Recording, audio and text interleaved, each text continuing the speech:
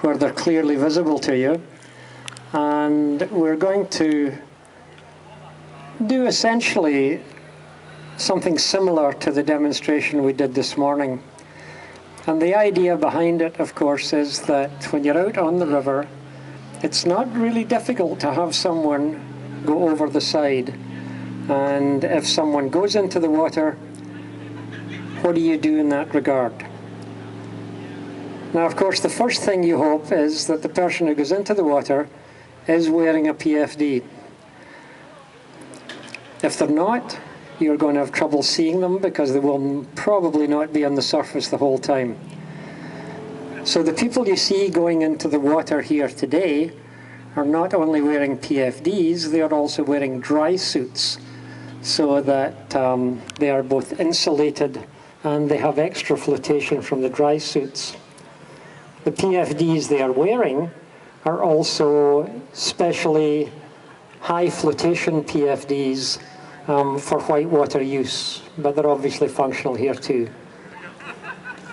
So the person who's gone off the boat is just drifting down there, and he is indicating that he's in distress. The boat will go out and come around and come down below him and come up on him from downstream and come up on the right-hand side of the boat so that he's on the driver's side of the boat to make visibility as good as possible. Once they get close to him and not quite at him, you'll see somebody use a throw bag from the boat. And the idea of the throw bag is the rope goes right in front of the person in the water's face so they don't have to make any difficult moves in order to reach the rope.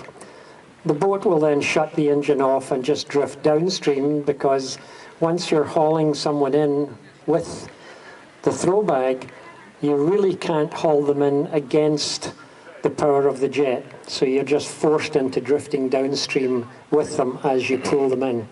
Once you've got them in close to the boat, of course, you can grab hold of their PFD and just physically maneuver them up, even assuming they were unconscious, maneuver them up into the boat.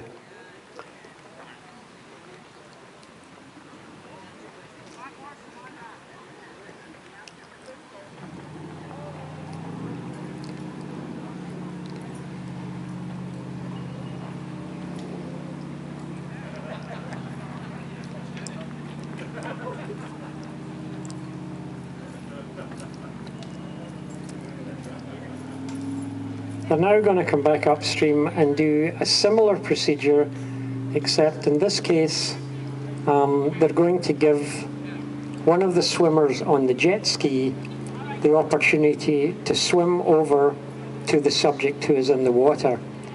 The idea here would be if your subject in the water needed actually some stabilization before you could haul them in, the swimmer could go over there, get hold of them. If, for example, they needed some a little mouth-to-mouth or some stabilization of their neck, if you thought there had been a shock with them going in. So rather than waving as the last subject did, you notice this guy is just lying as if he was comatose and drifting downstream. The jet ski comes up, and the guy on the back of the jet ski will actually jump into the water and swim over to the casualty. And he'll hold him there in the water, stabilize, the jet ski will move off, and the boat will then come around and do a similar pickup in this case, so that they throw the throw bag. There's now two people in the water, one of them conscious, one of them unconscious, and the conscious one will be able to take hold of the throw bag and be pulled in alongside the jet boat. Again, the same procedure. They'll shut the jet engine off so that they're not pulling the subject against the thrust of the jet.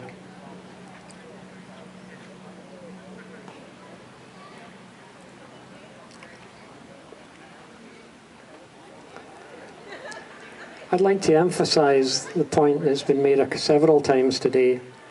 I've been involved in search and rescue for 35 years, and we have searched for innumerable people on this river.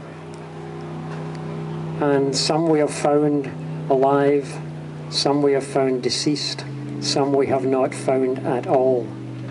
The ones we did not find at all, ostensibly, was because they were not wearing any PFD or life preserver. The PFD will not guarantee your survival, but it will guarantee the relatives will at least get you back.